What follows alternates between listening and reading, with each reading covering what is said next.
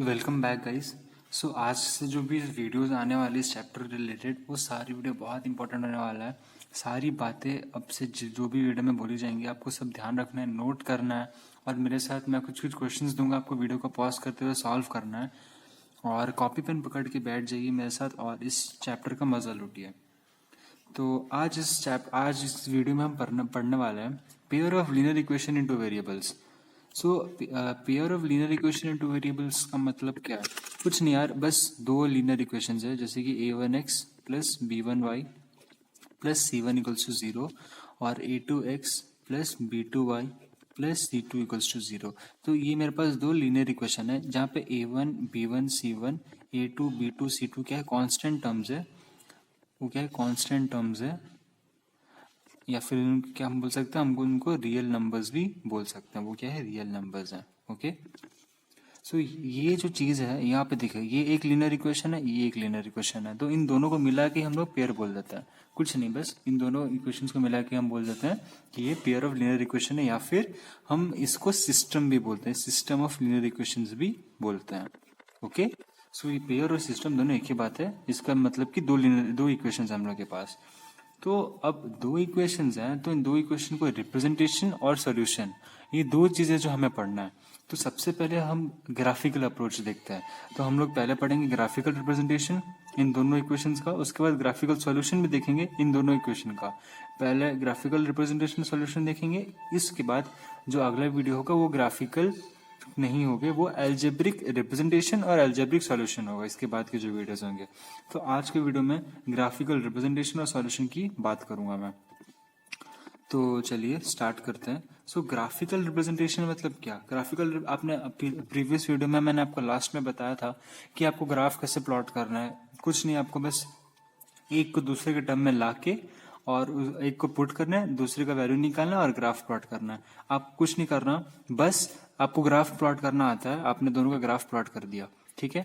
और आपको अपने ग्राफ, अब जब भी कोई भी दो इक्वेशन का ग्राफ प्लॉट करेंगे तो आपको मेजरली तीन टाइप के का आपको कंडीशन मिलेगा। फिर तीन टाइप के आपको हमेशा कंडीशन मिलेगा, फिर सिस्टम मिलेगा, और ज्यादा और आपको नहीं मिलेगा। और तीन टाइप के जो सिस्टम से अलग अलग, हमें बस उनको ही स्टडी करना है। तो सबसे पहला जो आपको मिल सकता है, मैं आपको पहले बताता हूँ, फिर आपको फील देता हूँ इसका। सबसे पहले आपको हो सकता है आपके पास कोई एक ऐसे कार्टेशियन प्लेन है और आपको जो दो लाइन है वो इंटरसेक्टिंग हो, मतलब वो ऐसे हो, ठीक है, वो ऐसा कट कर रहा हो दो लाइन। मान लीजिए ये जो है ये लाइन है, इसका इक्वेशन है a1x plus b1y plus c1 equals to 0। ये बस एक रिप्रेजेंटेशन है, ये लिखने का तरीका है। ये a1 b1 c1 देखिए, घबराने का जरूरत नहीं है, बस लिखने का तरीका है और कुछ नहीं है। ये है a2x plus b2y plus c2 equals to 0। Okay, तो ये दो इक्वेशंस हैं। इन दो इक्वेशन का मैंने अलग से मैंने ऐसे नहीं बनाया। मैंने क्या किया, पहले a1x b1y में मैंने क्या किया, सपोज मैं ऐसे किया, जैसे मैं b1y इक्वल्स टू क्या हो जाएगा, या उधर जाएगा तो माइनस c1 माइनस a1x, और ये b1 को मैं यहाँ लिख दूं तो बाई b1 हो जाएगा। अब मैंने यहाँ से क्या किया, x का वैल्यू पुट किया, कुछ भी x और y करके यहाँ पे मैंने x का कुछ वैल्यू पुट किया, x का वैल्यू 0 पुट किया तो y कुछ मिला, फिर यहाँ 2 पुट किया तो y सपोज मुझे 3 मिलता है, कुछ भी। ओके, सो मैं क्या किया, मैंने ऐसे करके ये लाइन ड्रॉ कर लिया पहले। सिमिलरली मैंने इसको भी इसी फॉर्मेट में लाने का ट्राई किया। मैं यहाँ से लिखता y equals to minus a2 minus a2x upon b2। Okay, तो मैंने यहाँ से भी फिर एक्स वाई लेके इसको यहाँ पे इसका ये लाइन बना दिया, ये वाला लाइन बना दिया। अब लाइन बनाने के बाद मैंने ये देखा कि ये जो लाइंस हैं वो ऐसा आ रही हैं और वो तो एक पॉइंट पे इंटरसेक्ट कर रहे हैं, एक पॉइंट पे इंटरसेक्ट कर रहा है।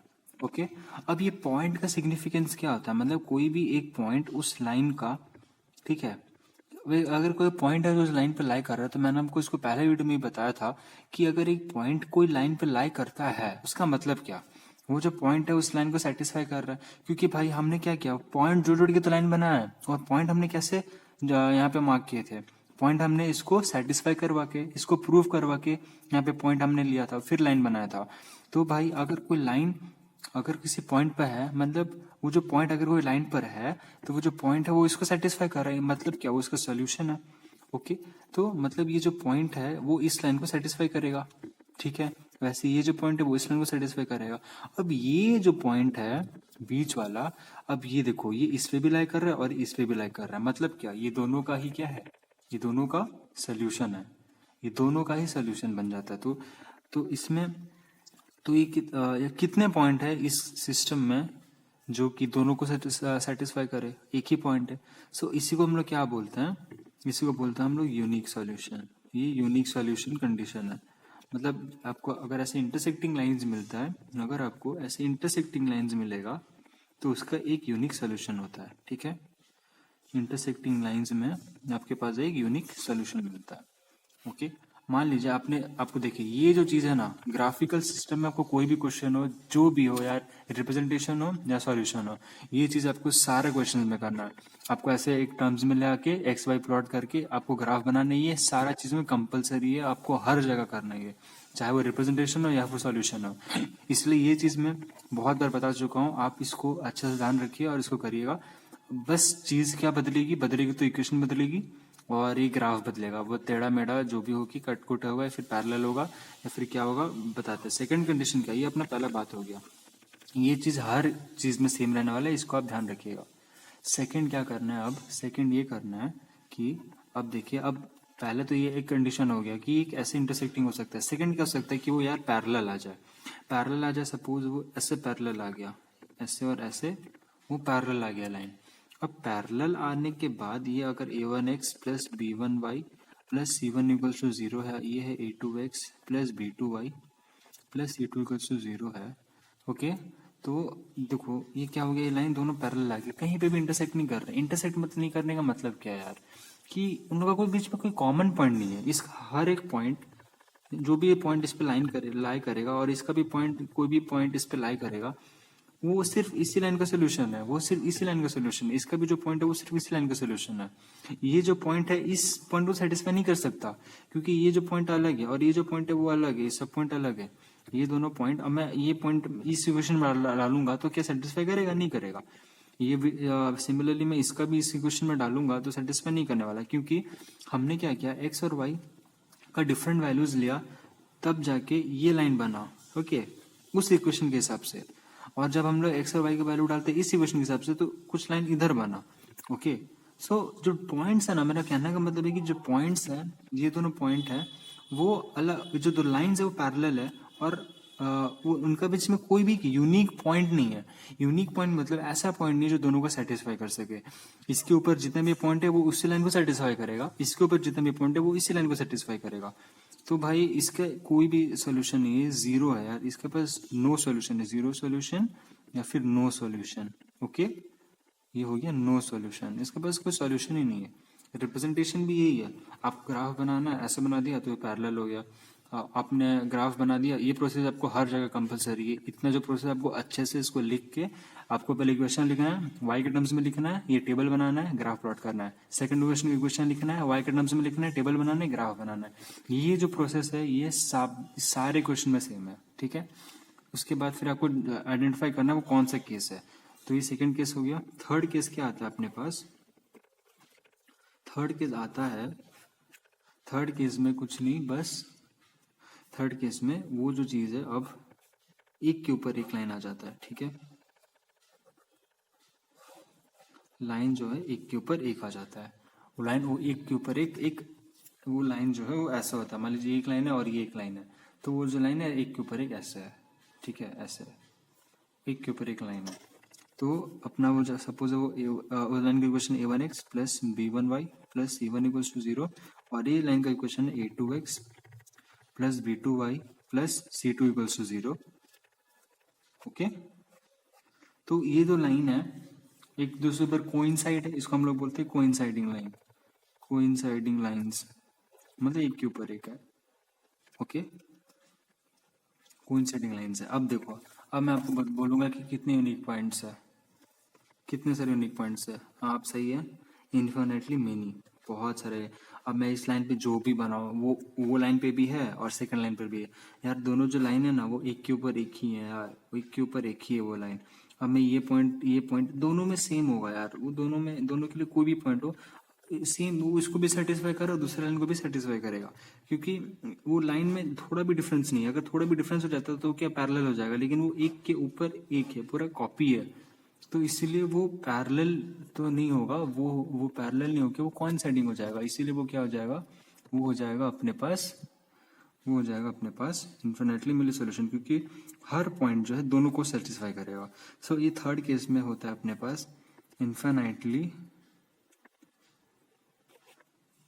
मेनी सॉल्यूशन,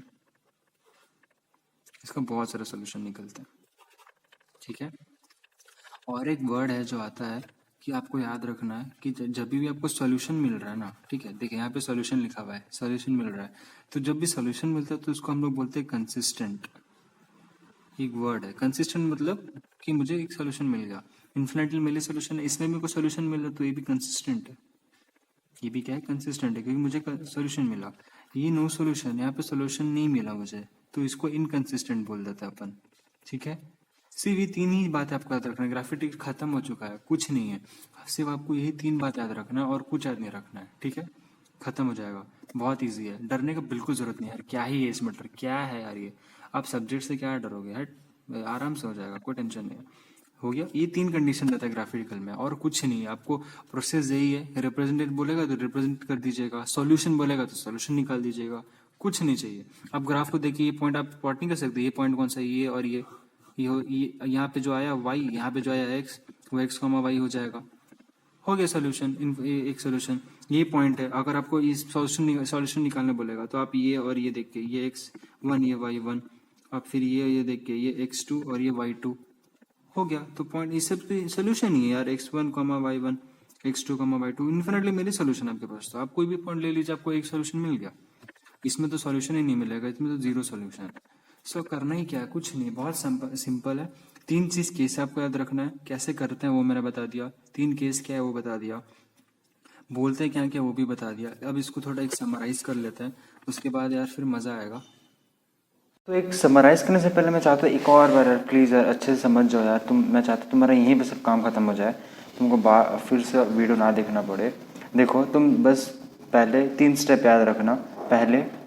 पहले ये करना, दोनों इक्वेशंस लिखना, पहला इक्वेशन लिखना, उसको y को x के टर्म्स में ले आना, टेबल बनाना x y का, पॉइंट्स सेटिस्फाई करवाना, जो सेटिस्फाई कर जाए, मैंने x का वैल्यू पुट करना, y अपने आप मिल जाएगा। उसके बाद इसका काम हो गया। उसके बाद जो ग्राफ है उसका ग्राफ प्लॉट कर लेना। सेकंड इक्वेशन उठाना, उसको भी y को x के टर्म्स में ले आना, उसके बाद एक्स वाई का टेबल बना के उसका भी ग्राफ ड्रॉ कर लेना। उसके बाद तुमको ऑब्जर्व करना है कि ये इंटरसेक्टिंग है, पैरेलल है या फिर कोइंसाइडिंग है, ठीक है। अगर इंटरसेक्टिंग हुआ तो उसका एक पॉइंट मिलेगा, अगर वो एक पॉइंट तुमको मिल गया तो वाई एक्स वाई तुमको पॉइंट आराम से मिल जाएगा, सोल्यूशन हो जाएगा तुम्हारा। तो उसको हम लोग बोलते हैं यूनिक सोल्यूशन। और अगर सोल्यूशन मिलता है तो उससे बोलते हैं कंसिस्टेंट। खत्म बात, इतनी सी बात, आपको कुछ और नहीं रखना, सिर्फ यही रखना है। इस चीज़ में और कुछ भी नहीं है यार, खत्म है ये चीज़, विश्वास करो तुम्हारा हो जाएगा। सेकंड क्या है, पैरेलल। तुमको देख, अगर तुमने लाइन प्लॉट किया और आपको पैरेलल दिख गया तो फिर बचा ही गया, तब तो सब तो हो ही गया। उसके बाद उसका कोई सोल्यूशन नहीं है, ज़ीरो सोल्यूशन है और वो इनकन्सिस्टेंट है, ख़त्म। इसमें भी कुछ नहीं था। सेम ये जो प्रोसेस है ना, मैं बार बार बोल रहा हूँ, ये बहुत ज़रूरी है, इसको तुम याद रखना, तुम्हारा सारा चीज़ हो जाएगा। थर्ड वाला है कोइंसाइडिंग वाला। तो कोइंसाइडिंग के लिए भी तुमको यही करना है, कोइंसाइडिंग के लिए तुमको वही करना है, दो इक्वेशन लिखना है, y को x टर्म्स में ले आना, ग्राफ टेबल बनाना, ग्राफ बनाना, ग्राफ दोनों प्लॉट करना, एक के ऊपर एक आया तो कोइंसाइडिंग होगा और उसका इन्फिनेटली मेनी सोल्यूशन होता है। कोई भी सोल्यूशन को कोई भी पॉइंट को तुम प्लॉट करके दिखा सकते हो, कोई दिक्कत वाली बात नहीं है। x1 y1 x2 y2 करके ऐसे कोई भी पॉइंट करके दिखा सकते हो। अब हम उसको समराइज करते हैं। चलो अब हम समराइज करेंगे, कुछ कुछ इंपॉर्टेंट बातें लिखने वाले हैं इसके बारे में। जैसे कि सबसे पहला जो बात है, एक एक वर्ड्स एक अच्छा से एक टेबुलर वे में लिखते हैं ताकि अच्छा से क्लैरिटी मिले। सबसे पहले कंपेयर, एक और इम्पॉर्टेंट बात थी जो अभी तक डिस्कस नहीं हुई थी, जो अभी होगी, कंपेयर दी रेशियोज़, कि इनके रेशियोज़ के बीच में क्या रिलेशन है। रेशियोज़ मतलब ये A2 A1 A2 B1 B2 और C1 C2 जो है, इनके बीच में क्या रिलेशन है। मतलब अलग अलग जो ग्राफ रहता है, अलग अलग ग्राफ में ये जो रेशियोज़ है इनके बीच में एक रिलेशन बनता है। ये रिलेशन पहले से नहीं रहता। हमने क्या किया, जब इक्वेशन रहता है, इक्वेशन से हमने ग्राफ बनाया, हमने देखा अच्छा ये ग्राफ बनाया, तब a1/a2 b1/b2 करके देखा, तो जो रिजल्ट मिला वही इसका रिलेशन बन जाता है। रिजल्ट से ही हमने रिजल्ट को कंपेयर किया, तीनों का केस में तीनों के रिजल्ट को कंपेयर किया और उसी से उसका एक मेथड बना लिया, एक रूल बना लिया। ये रूल पहले से नहीं था, रूल आंसर निकाल के हमने ये रूल बनाया। तो इसलिए आप चाहे तो इस चीज़ को माइंड में रखिए, नहीं तो आप क्वेश्चंस को करेंगे ना आपको खुद समझ में आ जाएगा। बताता हूँ अभी कैसे। सो कंपेयर द रेशियोज पहले, उसके बाद आता है ग्राफिकल रिप्रेजेंटेशन। ग्राफिकल रिप्रेजेंटेशन, उसके बाद आएगा अपने पास अलजेब्रिक इंटरप्रिटेशन। भारी भारी वर्ड्स नहीं यार, डरने का ज़रूरत नहीं है, हलवा वर्ड्स है, खाली वर्ड्स ही ऐसा है, लेकिन जो मीनिंग है वो तो अभी तक तुमको ये सब, अगर तुमने वीडियो अच्छे से देखा है स्टार्टिंग से, तुम ये तीन चीज़ तुम खुद ही बोल दोगे। तो पहले ग्राफिकल रिप्रेजेंटेशन में मतलब हम लोग कैसे रिप्रेजेंट कर रहे हैं, मैंने बताया 3 तरीके हैं। क्या क्या तरीके हैं? एक तो इंटरसेक्टिंग लाइंस, पहला है इंटरसेक्टिंग लाइंस, फिर दूसरा है पैरेलल लाइंस, फिर तीसरा है कोइंसाइडिंग लाइंस। ओके, हमने ये 3 तरीके पढ़े। ओके, हमने पढ़ा ना ये 3, ये था इंटरसेक्टिंग, पैरेलल, कोइंसाइडिंग, हमने 3 पढ़ा। अब इसका अलजेब्रिक एक्सप्रेशन क्या है, इंटरप्रिटेशन क्या है, सॉरी। सो हमने इसका मतलब अलजेब्रिक इंटरप्रिटेशन मतलब क्या, इसका सॉल्यूशंस आपको बताना है। इंटरसेक्टिंग लाइंस के कितने सॉल्यूशन थे? यूनिक, मतलब एक ही सॉल्यूशन है, एग्जैक्टली 1 सॉल्यूशन। यूनिक सॉल्यूशन है, फिर एग्जैक्टली 1 सॉल्यूशन। पैरेलल लाइंस का क्या है? 0 सॉल्यूशन है या फिर नो सॉल्यूशन है। पैरेलल लाइंस का कोई भी सॉल्यूशन नहीं है। और कोइंसाइडिंग है तो इन्फिनाइट सॉल्यूशन है, infinitely many solution, infinitely many solution. Simple है। कंसिस्टेंसी, ये कंसिस्टेंट है, इनकंसिस्टेंट है। इसको मैं बोल दिया, अगर सॉल्यूशन मिल रहा है तो कंसिस्टेंट है, इसे याद रख सकते हैं, ऐसे इजी रहता है। तो सॉल्यूशन मिलता है तो कंसिस्टेंट है, या नो सॉल्यूशन तो इनकंसिस्टेंट। और इन्फिनिटली मेनी सॉल्यूशन में मिल रहा है तो इसको भी हम लोग लिख देते हैं, सॉरी, कंसिस्टेंट। ये हो गया अपने पास कंसिस्टेंट, कंसिस्टेंसी हो जाता है। और एक और बात है यार, एक और बात है जो मैंने यहाँ नहीं बताई, पर यहाँ बता देता हूँ कि ये जो कोइंसाइडिंग लाइंस है, इसका एक और नाम है, उसको हम लोग बोल देते हैं डिपेंडेंट पेयर। डिपेंडेंट पेयर कोई नया चीज़ नहीं, कोई बड़ा बात भी नहीं है। डिपेंडेंट पेयर, बस इस टर्म को याद रख लो, ज़्यादा ज़रूरत नहीं है। एक्चुअली डिपेंडेंट पेयर मतलब देखो, अगर कोइंसाइडिंग लाइंस हमने क्या पढ़ा, एक के ऊपर एक लाइन है, ठीक है, एक के ऊपर एक लाइन है, तो यार तुमको देख के तो पता नहीं चलेगा कि इसके ऊपर कितने लाइंस है। अगर मान लो तुमको पता नहीं है कि 2 लाइन से मैंने बनाया है, अगर यहाँ पे 4 लाइन भी हो सकता है, 5 लाइन भी हो सकता था, एक के ऊपर एक लाइन से मुझे दिखेगा कि एक ही लाइन दिखेगा, मैं जितना लाइन भी कोइंसाइड करूँ दिखेगा तो एक ही लाइन। तो इसलिए ये जो पेयर है ना, इस टाइप का पेयर जिस जो मतलब एक के ऊपर एक लाइन है, मैंने ये जो लाइन है ना, हम लोग समझ मैंने हम नहीं बता सकते कि कितना लाइन के ऊपर कोइंसाइड कर रहे हैं। सो इसी टाइप के जो लाइन है ना, कोइंसाइडिंग लाइन, इसको एक नाम दे दिया है बस इन्होंने, डिपेंडेंट पेयर, और कुछ नहीं। इतना ज़रूरी नहीं है, लेकिन फिर भी नाम मालूम होना चाहिए। अगर मान लो एग्जाम में क्वेश्चन आया, अगर कुछ घुमा फिरा के देता है, कोइंसाइडिंग लाइंस के जगह डिपेंडेंट पेयर करके बोल दे, तब थोड़ा प्रॉब्लम हो सकता है, इसलिए हमें मालूम होना चाहिए। ठीक है, अब कंपेयर द रेशियोज कंपैरिजन में ये देख लो, पहला आता है a1/a2 is not equal to b1/b2, इसका फील दूंगा मैं थोड़ी देर में। फिर सेकंड केस में आता है अपने पास a1/a2 equals to b1/b2 not equals to c1/c2, और थर्ड केस में आता है a1/a2 equals to b1/b2 equals to c1/c2। Okay, coinciding lines सब मैंने सब इक्वल है। पैरेलल में a1/2 इक्वल्स टू b1/2। देखो पैरेलल में क्या होता है, जो हमेशा अच्छा एक अगर तुम जो ज्योमेट्री पढ़ा होगा, एक आइडिया दे देता हूँ। पैरेलल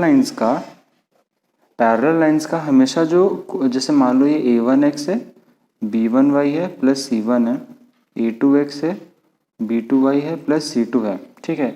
सो इनका जो रेशियोज है ना, इनमें एक बहुत ही खूबसूरत रिलेशन होता है। इनका रेशियोज ना हमेशा देखो, जब पैरेलल लाइंस रहता है तो हम लोग स्ट्रेट लाइन चैप्टर में क्या करते थे, हम लोग a1 a2 b1 b2 को लगभग इक्वली मान लेते थे, क्योंकि मतलब उनका सिर्फ कांस्टेंट टर्म चेंज होता है यार, क्योंकि इनका जो स्लोप है, अगर तुम स्लोप से कंफ्यूज हो रहे हो सो तुम आगे पढ़ने वाले हो कि इनका जो स्लोप रहता है ना वो सेम रहता है। स्लोप मतलब क्या, जो एंगल बनाता है वो एक्सिस से जो एंगल बनाता है उसी को स्लोप बोलते हैं। देखो ये कोई लाइन होगा अगर, तो ये जो थीटा इसी को स्लोप बोलते हैं। अगर मान लो मेरे पास ये लाइन है तो ये कितना एंगल बनाया, मतलब ये मान लो ये हॉरिजॉन्टल है, ये एक्सिस से पैरेलल है तो ये कुछ थीटा बनाएगा। सेकंड लाइन है ये उससे पैरेलल है तो वो भी तो सेम ही बनाएगा ना, क्योंकि ये दोनों तो एक ही पैरेलल है। मतलब क्या, ये जितना एंगल इससे बनाएगा ये भी उतना ही एंगल बनाएगा, सेम एंगल बनाएगा, तो उनका स्लोप सेम रहता है। और स्लोप का फॉर्मूला रहता है ए बाई बी। स्लोप का फॉर्मूला रहता है slope equals to A by B. A by B मतलब क्या, ये A one by B one. Slope equals to क्या हो जाएगा, A one by B one. ठीक है, इक्वल्स टू, अब इसका स्लोप क्या हो जाएगा, A two by B two. So यहाँ से भी प्रूफ कर दिया हमने, A one by two equals to B one by B two. Simple था, कुछ नहीं। अगर कंफ्यूज हो रहे हो तो मतलब इस चैप्टर का वेट करना पड़ेगा, नहीं तो ये एक तरीका रहता है, एक फील है बस। नहीं तो देखो, तुमको ये सब चीज़ नहीं करना, मत करो, इसे भूल जाओ। मैं बोलूँगा भूल जाओ, अगर तुमको सब कंफ्यूजिंग लग रहा है डायरेक्ट क्वेश्चन उठाओ। जो क्वेश्चन में तुमको पैरेलल लाइंस दिख जाता है ना, उसका वो क्वेश्चन का जो भी इक्वेशन दिया रहेगा उनको डिवाइड करके देख लेना, तुमको यही रिलेशन मिलेगा।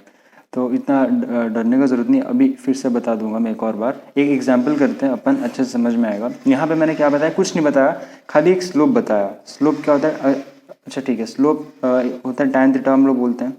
Slope actually A by B, मतलब ये जो ए बाई बी ये एक फॉर्मूला है, शॉर्ट फॉर्मूला है जो हम लोग यूज़ करते हैं निकालने के लिए स्लोप ए बाई बी। तो वहीं से ये रिलेशन भी प्रूफ होता है। तो एक क्वेश्चन कर लेते हैं ताकि तुम कंफ्यूज ना हो यार। सो मैंने यहाँ पे क्वेश्चन उठाया है, ये क्वेश्चन प्रीवियस ईयर क्वेश्चन है, सीबीएसई 2016 का क्वेश्चन है ये। और आपको इसमें बताना है कि इसमें से कौन सा पेयर कंसिस्टेंट और इनकंसिस्टेंट है।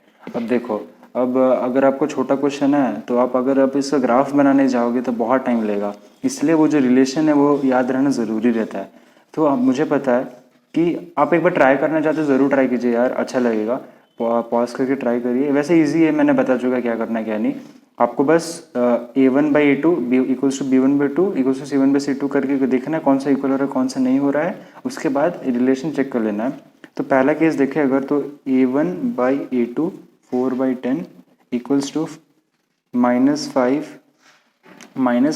ये मत भूलना माइनस, ओ माय गॉड ये गलती कर दिया, ऐसा हड़बड़ी में गड़बड़ी नहीं करना। ये 4x है, ये 10y है, 8x यहाँ पे है। तो 4x minus 5y minus 12 equals to 0, और एक इक्वेशन बन जाएगा -8x plus 10y plus 20 equals to 0। इसलिए हड़बड़ाना नहीं चाहिए यार, देख के करना हमेशा। मैं भी हड़बड़ा गया आज। तो 4/-8 इक्वल्स टू -5/10, ठीक है। सो इक्वल्स टू -12/20, ठीक है। तो यहाँ से क्या रहा है, तो -1/2 आ रहा है, यहाँ ये भी -1/2 आ रहा है, पर ये इक्वल टू नहीं आ रहा है। सो a1/a2 जो है इक्वल्स टू क्या है, b1/b2 है। तो इससे कुछ याद आ रहा है, not equals to c1/c2। Parallel lines, parallel lines तो तुमको कभी भूलना नहीं चाहिए, क्योंकि मैंने बता दिया a1/a2 इक्वल्स b1/b2 का रिलेशन मैंने बता दिया था स्लोप से, और उसका जो कांस्टेंट टर्म है, पैरेलल लाइंस का हमेशा जो भी कोफिशिएंट रहते हैं वो रेशो में रहेंगे, और उनका सिर्फ कांस्टेंट टर्म जो है वो हमेशा अलग रहता है। ये तो भाई जनरल बात है। ये देखो यहाँ से स्लोप भी आ जाता है a1/b1 इक्वल्स टू a2/b2।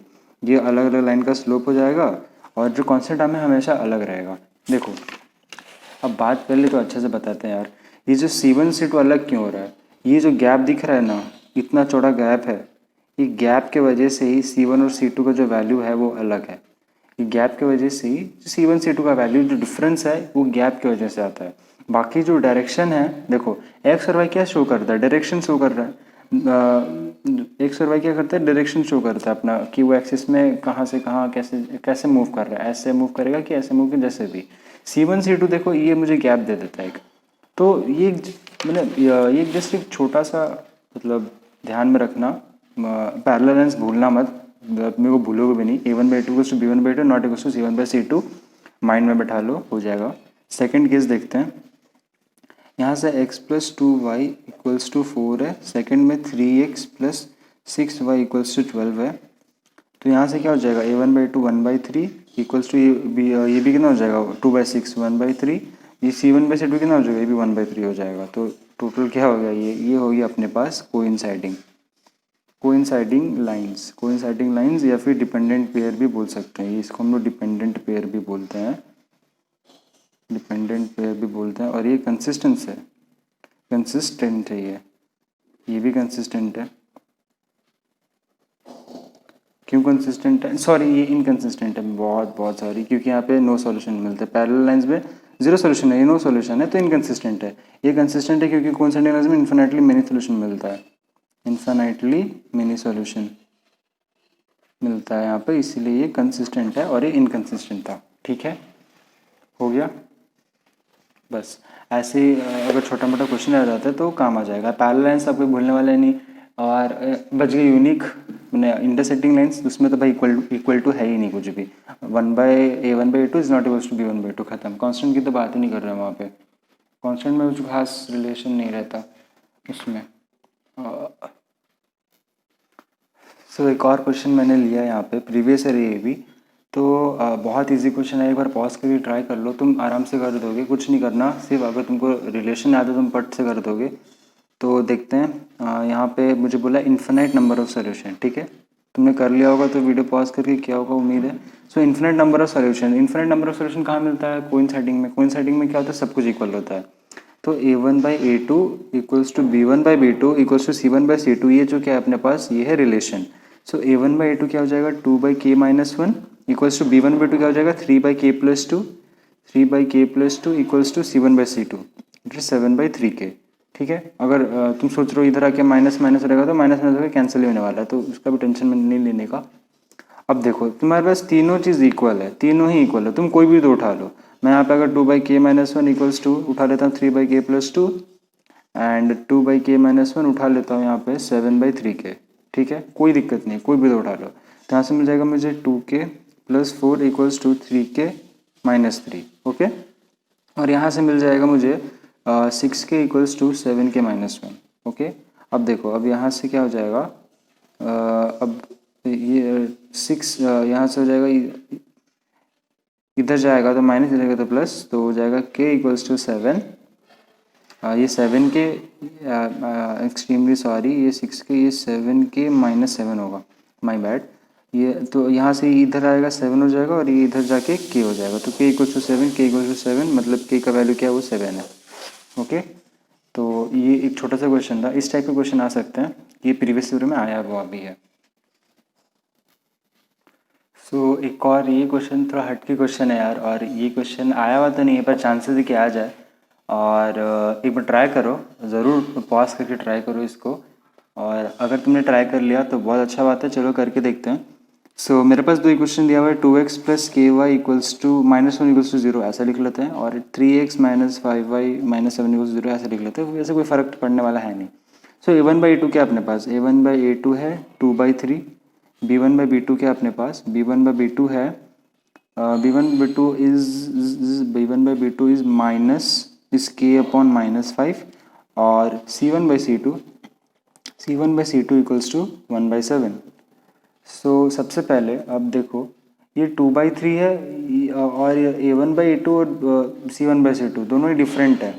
तो ये जो है, ये जो थर्ड केस था अपना कोइंसाइडिंग वाला, वो तो नहीं होने वाला, कोइंसाइडिंग तो है, ये नहीं होने वाला। ओके ओके ओके, हम लोग क्यों देख रहे कोइंसाइडिंग, क्वेश्चन में तो दे चुका है has unique solution. Unique solution मतलब क्या, a1/a2 is not equals to b1/b2। क्या मैं भी आपको क्वेश्चन अच्छे, ये एग्जाम्पल है कि आप क्वेश्चन अच्छे से क्यों नहीं पढ़ते। देखिए, ये हो गया हैज़ यूनिक सोल्यूशन, इसमें दिया हुआ यूनिक सोल्यूशन, तो आराम से आपको तो कोई टेंशन ही नहीं है। So a1/2 is not equals to b1/2, तो 2/3 is equals to k/-5, not equals to. यहीं पे कन्फ्यूजन हो रहा होगा कि k का वैल्यू कैसे निकालें, तो कुछ नहीं, यहाँ पे भी बस ट्रिकी था और कुछ नहीं था। k is not equals to -10/3, तो यही वैल्यू है। तो वैल्यू एक्चुअली में आंसर क्या ये है कि k का सारा वैल्यूज एक्सेप्ट -10/3 पे ये जो लाइंस है वो यूनिक सोल्यूशन देगा, कि k for all value, for all real values of k except -10/3, the given lines has unique solution, unique solution खत्म। खाली खेल गया था अपने साथ, पर ये सच्ची में बहुत कन्फ्यूजन होता है। नॉट इक्वल टू आगे तो कैसे वैल्यू निकालेंगे, इसीलिए मैंने करवा दिया था कि इस टाइप का क्वेश्चन आ गया तो मज़ा आ जाएगा आपको। तो हो गया ये भी। सो अब यार इस वीडियो का सबसे अच्छा और सबसे खूबसूरत क्वेश्चन, और आपको इस टाइप के क्वेश्चन बहुत सारे प्रैक्टिस करने हैं। मैं खुद इस टाइप के क्वेश्चन अगले वीडियो में हर टाइप के वर्ड प्रॉब्लम्स आपका भाई आपके साथ शेयर करेगा, और आपको एग्ज़ाम में बिल्कुल प्रॉब्लम नहीं होने देगा, ये मेरा वादा है। आपको अच्छे से मैं पूरा स्टेप वाइज कैसे करना है, कैसे अप्रोच, मैं सब कुछ बताऊँगा। ये वीडियो में मैंने हर चीज़ मैंने डिस्कस कर ली, कैसे ग्राफ प्लॉट करना है, क्या करना है, सब में हर चीज़ सेम है। अगर आपको देखो क्वेश्चन क्या आता है, अगर ये नहीं आके आपको सीधा तो इक्वेशन दे देता और आपको बोलता ग्राफ बनाना है, तो आप वही चीज़ फॉलो करते हैं, उन दोनों का इक्वेशन करते हैं, वाई को एक्स के टर्म्स में करते हैं, टेबल बना के ग्राफ बनाते हैं, फिर देख लेते हैं वो यूनिक है, पैरेलल है, कोइंसाइडिंग है, फिर उसको लिख देते consistent, no solution, unique solution, infinite solution, कुछ भी लिख सकते हैं आप, इन्फॉर्मेशन के बारे में सब हो जाता। पर अब इसमें क्या अलग हट के चीज़ है कि आपको इसमें वर्ड प्रॉब्लम्स दे दिया, अब आपको बस क्या करना है, इक्वेशन फॉर्म करना है। इसमें यही है खूबसूरती है कि एक आर्ट इक्वेशन फॉर्म करना है यार, मज़ा आएगा आपको भी अगर आप कर लेते हैं ना भाई, अंदर से सेटिस्फैक्शन मिलता है। इसमें क्या करना है कि अपने को इक्वेशन को सॉल्व करना है, मैंने क्वेश्चन को सॉल्व करके इक्वेशन को फॉर्म करना है यार। इसमें इक्वेशन फॉर्म करेंगे, बहुत अच्छा लगेगा, ध्यान से सुनिएगा। अगले वीडियो में मैं पूरा वीडियो इसी वर्ड प्रॉब्लम्स पे बेस्ड होगा, पर अभी इस क्वेश्चन को सॉल्व करके एक फील ले लेते हैं। तो सबसे पहले वर्ड प्रॉब्लम में करते हैं क्या, हम क्या करते हैं, देखते हैं कि हमें क्या, पहले क्वेश्चन पढ़ते हैं। So form a pair of linear equation in two variables using the following information, solve it graphically. अब देखो यहाँ पे क्वेश्चन में डायरेक्ट मेंशन हो गया सॉल्व इट ग्राफिकली, तो अब आप इसमें सब्स्टिट्यूशन एलिमिनेशन नहीं लगा सकते, आपको ग्राफिकली करना पड़ेगा, तो इसलिए आना चाहिए। 5 years ago Sagar was twice as old as Thiru. 10 years later सागर's age will be 10 years more, ठीक है, मोर है ये, more than Thiru's age, find the present ages, find their present ages. तो अपने पास दो बंदे हैं, एक बंदा है सागर और एक बंदा है तिरु, और मुझे उन दोनों का ही क्या निकालना है, एज फाइंड करना है, प्रेजेंट एज कितना है, और कुछ कंडीशंस गिवन है। तो मुझे दो अननोन चीज़ है, दो अननोन के लिए क्या मैंने लेता हूँ, वेरिएबल क्या होता है, अननोन टर्म्स होता है, मैंने बताया था। सो एक के लिए मैं ले लेता हूँ, सपोज सागर के लिए मैंने ले लिया, सागर के लिए मैंने ले लिया एक्स ईयर प्रेजेंट एज, ये है अपना प्रेजेंट एज, पहले अच्छे से लिखते हैं, present age of Sagar X year, let ऐसे लिखते हैं, let present age of Sagar equals to X year, और present age of Thiru equals to Y years, ठीक है।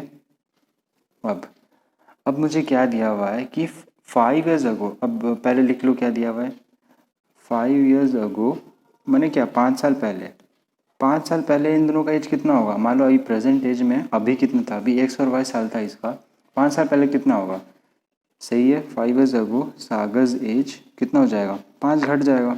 5 साल पहले तो मैं 5 साल कम ही रहूँगा ना, आज अगर 12 साल का हूँ तो 5 साल पहले तो 7 साल का हूँगा, तो ये सागर्स एज कितना हो जाएगा, एक्स माइनस 5 years। और तीरूज एज कितना होगा, तीरू का एज कितना होगा, वो हो जाएगा वाई माइनस 5। सिंपल है, यहाँ तक तो बात क्लियर थी। आप ना एक एक मतलब छोटा छोटा चीज़ को तोड़ना है, एक साथ आप पढ़ेंगे तो कन्फ्यूज़न ज़रूर होगा, इसलिए पहले 5 years अगो, तो 5 years अगो का बात मैंने किया। अब क्या दिया, 5 years ago Sagar was twice as old as Thiru. अब लगाना अपने को केस, तो केस 1 क्या है कि जो सागर था वो ट्वाइस था तीरू का, मतलब क्या, X minus 5 equals to twice of Thiru age, ये हो गया अपने पास, मैंने इसका ट्वाइस है। तो अब हम क्या करेंगे, अब इसको सिंपली सॉल्व कर लेंगे, X minus 5 equals to 2y minus 10, so X minus 2y plus 5 equals to 0, ये अपने पास पहला इक्वेशन बन गया, बताइए, पहला इक्वेशन बन गया अपने पास। अब इसी तरीके से सेकंड इक्वेशन करेंगे, क्या बहुत हलवा हो गया, 10 years, अब 10 years लेटर, 10 साल के बाद, 10 साल के बाद, आज मैं 12 साल का हूँ अगर, तो 10 साल बाद कितना, 22 साल का हो जाऊँगा, तो सिंपल है। तो केस 2 में अपने पास क्या था, 10 years later, 10 years later Sagar's age कितना हो जाएगा, x प्लस 10, और तीरूज एज कितना हो जाएगा, तीरूज age will be y plus 10, ठीक है, इतना ईयर हो जाएगा, इसका भी इतना ईयर होगा, ओके। तब क्या है यहाँ पे कंडीशन क्या, 10 साल पहले तो इतना हो गया, पर 10 साल पहले कंडीशन क्या था कि Sagar is will be 10 years more, मैंने सागर जो है इससे 10 साल बड़ा होगा। तो यहाँ से x प्लस 10 ईयर्स मोर है, हाँ 10 टाइम्स नहीं है, प्लस 10 10 साल बड़ा, मतलब उसमें 10 साल ज़्यादा, सागर से 10 साल बड़ा है। देखो यहाँ पे क्या बात है, यहाँ पे इक्वेशन है, इक्वेशन क्या होना चाहिए, दोनों साइड बैलेंस रहना चाहिए। बैलेंस रहना चाहिए मतलब क्या, L H S equals to R H S रहना चाहिए, ठीक है। तो ये सागर और तीरू मैंने इक्वल टू लिख दिया, पर सागर के 10 साल बड़ा है। अब दोनों को इक्वल करने के लिए मुझे यहाँ पे 10 ऐड करना पड़ेगा, तभी तो जाके दोनों बैलेंस होगा, इक्वेशन सेटिस्फाई होगा। तो इसी चीज़ के लिए यहाँ पे 10 ऐड किया गया, यहाँ पे वही लिखा है कि 10 ईयर्स मोर। समझ रहे हो तो क्वेश्चन ऐसे करना। अब यहाँ पे इक्वेशन फॉर्म करें तो एक्स प्लस 10 है, यहाँ पे भी एक्स प्लस 20 है, तो इधर आके -10 हो जाएगा, X minus Y -10 equals to 0। ये हो गया अपने पास सेकेंड इक्वेशन। ये दो इक्वेशन को बस क्या करना है, अब ग्राफिक मैंने अब इन दोनों को y के टर्म्स में ले लेना है। चलो पूरा अच्छे से सॉल्व कर लेते हैं इसको। तो पहला मैं लिख लेता हूँ x minus two Y plus 5 equals to 0 और x minus Y -10 equals to 0, x minus Y -10 equals to 0। ये हो गया अपने पास इक्वेशन 1, ये हो गया अपने पास इक्वेशन नंबर 2। ओके चलो अब सॉल्व करते हैं। अब पहला इक्वेशन से from equation one x equals to 5 plus 2y, ठीक है, कुछ भी कर सकते हैं, मैंने ये कर दिया। सो x और y का वैल्यू 3.4 पॉइंट ले लेते हैं, और from equation 2 y equals to x minus 10, ठीक है। y इधर चले गया तो x माइनस 10 बच गया यहाँ पे। इसको भी y के टर्म्स में करना तो कर लो यार, कन्फ्यूजन क्यों पाले अपने मन में। x प्लस 5 ये हो जाएगा, ये -2y इधर जाएगा तो x प्लस 5 बचेगा यहाँ पे। सो ये हो जाएगा x प्लस 5 अपॉन 2, ठीक है, इसको रहने दो, ऐसा करना ज़्यादा बेटर रहता है। तो अब इसके बाद सॉल्व कर लेते हैं, इसके लिए भी ग्राफ टेबल बना लेते हैं, x और y, ठीक है। जब मैं x का वैल्यू 10 होगा y 0 हो जाएगा, x का वैल्यू 20 होगा y 10 होगा, x वैल्यू 30 होगा तो y कितना हो जाएगा, y हो जाएगा अपने पास 20, ऐसे ही होगा। और x का वैल्यू अगर मैं 0 रख दूँ तो -10 मिलेगा, कुछ इस टाइप का ग्राफ बन रही है। ओके अब x का वैल्यू यहाँ पे मैं 5 रखूँ, x का वैल्यू 5 रखूँ तो 5 प्लस 5 10 2, ये मुझे 5 मिलेगा। x का वैल्यू 1 रखता हूँ तो 6/2 3 मिल जाएगा मुझे। x की वैल्यू में अगर कितना रखूँ, मैं 3 रखता हूँ x की वैल्यू तो 8/2 4 मिल जाएगा। x का वैल्यू मैं यहाँ पे 1 ले चुके हैं, 2 ले चुके, 3 ले चुके, 4 5 लेता हूँ, अगर 5 तो ले चुके हैं तो अपन 7 ले लेते हैं, 12 यहाँ पे 6 मिल जाएगा, ठीक है। अब सॉल्व करते हैं, अपन ग्राफ बनाते हैं, अच्छा खासा ग्राफ बनाएंगे। आप कुछ भी ले सकते हैं अपने से, आपको जो अच्छा लगेगा अपने ग्राफ के हिसाब से, 5 10 15 20 25 30, यहाँ पे भी ऐसे कर लेते हैं अपन, -5 -10 -15 -20 माइनस उतना तो चाहिए नहीं, 5 10 15 20 25 30, और नीचे भी -10 -5 -10 -15 -20 ऐसे। तो x यहाँ पे x डैश, यहाँ पे y, यहाँ पे y डैश। सो पहला ये क्वेश्चन करते हैं प्लॉट, तो 5 5, तो 5 5 पे एक पॉइंट है अपना, फिर 1 3 x1, तो अगर x कहीं वहीं यहाँ पे होगा और y भी कहीं पे यहीं कहीं पे होगा तो ये एक बन गया, ठीक है, x1 y3। सेकंड क्या है 3 4, सो x3 3 मैंने यहाँ कहीं होगा, 4 मैंने इसी लाइन के बीच में कहीं आएगा, ये इधर ही कहीं आएगा। मैंने बहुत ही ख़राब पॉइंट्स लिए हैं, आप अच्छे पॉइंट्स लीजिएगा। 7 6 x7 मतलब यहाँ कहीं होगा, और 6 मैंने जस्ट 5 के थोड़ा सा ऊपर यहाँ कहीं पे, तो मैं यहाँ पे बना देता हूँ। तो यार लाइन जो है ना वो कुछ ऐसा बन रहा है, वो जो लाइन है, चलो -5 पे चेक कर लेते हैं, -5 पे क्या आ रहा है। x का वैल्यू -5 रखता हूँ तो 0 मिल रहा है मुझे, मैंने x -5 तो y 0, मतलब वो क्या यहाँ से पास हो रहा है लाइन, ठीक है। ये चेक कर दिया कि कहाँ से पास हो रहा है, एक बार वो लाइन कहाँ से पास हो रहा है ना, आप भी ऐसे ज़रूर चेक कीजिएगा। अगर आप इसको यहाँ से कर देते तो गलत आ सकता था आंसर, इसलिए मैंने -5 पे चेक कर लिया कि 0 हो रहा है, कि 0 हो रहा था तो मैंने यहाँ से पास कर दिया। अब सेकेंड क्या है, y = x -10, तो यहाँ पे x का वैल्यू 10 है तो y 0 है, तो ये पॉइंट इसी के ऊपर है। एक्स का वैल्यू 20 है, एक्स 20 है तो वाई मुझे क्या मिल रहा है, एक्स 20 पे वाई मुझे मिल रहा है 10 और एक्स 30 पे वाई मुझे मिल रहा है 20 और लंबा करते हैं 20 ये है करीब यहाँ पे और x का वैल्यू 0 के लिए y मुझे मिल रहा है -10 ये रहा। तो यार तो अभी ये जो लाइन है वो ऐसे जाते हुए इंटरसेक्टिंग दिख रहा है और ये थोड़ा टेढ़ा मेढ़ा हो सकता है यार क्योंकि और उल्टा उल्टा किया है मैंने।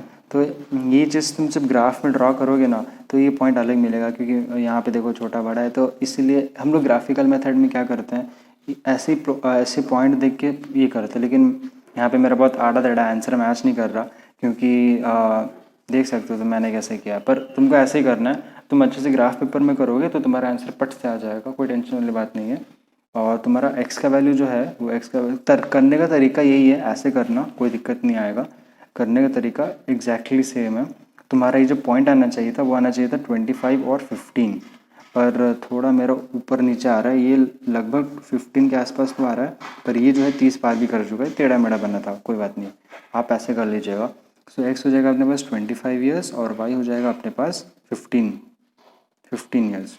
ठीक है, ये आंसर आ गया अपना। ये जो है ये प्रेजेंटेज है सागर, ये है सागस का प्रेजेंटेज, सागस प्रेजेंटेज और ये तिरुस प्रेजेंटेज।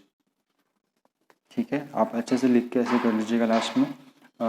चेक करना ठीक है, इतना ही है। चेक करने के लिए हम क्या लगाते हैं, सब्स्टिट्यूशन लगाते हैं, एलिमिनेशन लगाते हैं। जैसे कि आंसर अगर चेक करना है तो वो भी हो जाएगा। x minus 2y equals to -5 है पहला इक्वेशन, ये रहा x minus 2y equals to -5 और x minus Y equals to +10। So x minus Y equals to 10। अब मैं अंदरों को माइनस कर दूँ, देखो माइनस कर देता हूँ तो क्या हो जाएगा, x कैंसिल हो जा रहा है। सो -2y + y कितना आएगा, -y इक्वल्स टू -10 प्लस कितना आएगा -15। तो ये कैंसिल हो गया, y इक्वल्स टू 15 आ गया। सो ये क्या है, ये चेक करने के लिए बस कि अपन जो ग्राफ है वो अगर ग्राफ में थोड़ा प्रॉब्लम होता है, कभी पॉइंट आया ना है, इसलिए ये मेथड ऐसे चेक कर लेना चाहिए। y 15 आ गया, अब इसको पुट कर देंगे तो x माइनस इसमें 15 डालूंगा, 15 2 से 30, x माइनस 30 इक्वल्स टू -5, ये तो जाएगा तो प्लस हो जाएगा, x equals to 30 - 5 that is 25। तो अपना आंसर जो है वो सही है। तो ऐसे चेक कर सकते हो, खाली इसको सॉल्व करें इन दोनों को। ये जो चीज़ है ना यार, ये जो मैंने किया अभी माइनस प्लस, यही तो एलिमिनेशन है जो हम आगे पढ़ने वाले हैं। तो ये क्या ही द हार्ड चीज़ है, पता है हार्ड क्या है इस चैप्टर में, हार्ड है बस जो अगर कोई चीज़ हार्ड नहीं है, जो ट्रिकी है जिसमें दिमाग लगाना है वो है इक्वेशन फॉर्म करने में। और ये जो चीज़ है हम अगले वीडियो में सीखेंगे अच्छे से। तुम प्रॉमिस करो अच्छे से वीडियो देख के प्रैक्टिस करोगे, तगड़ी प्रैक्टिस करोगे, मज़ा आ जाएगा। फिर तो कुछ नहीं, सब हलवा चीज़ है, एलिमिनेशन सब्स्टिट्यूशन सब बच्चों का चीज़ है, तुम आराम से कर सकते हो, मुझे भरोसा है। तो यार तब तक के लिए पढ़ाई करते रहो, ऑल द बेस्ट।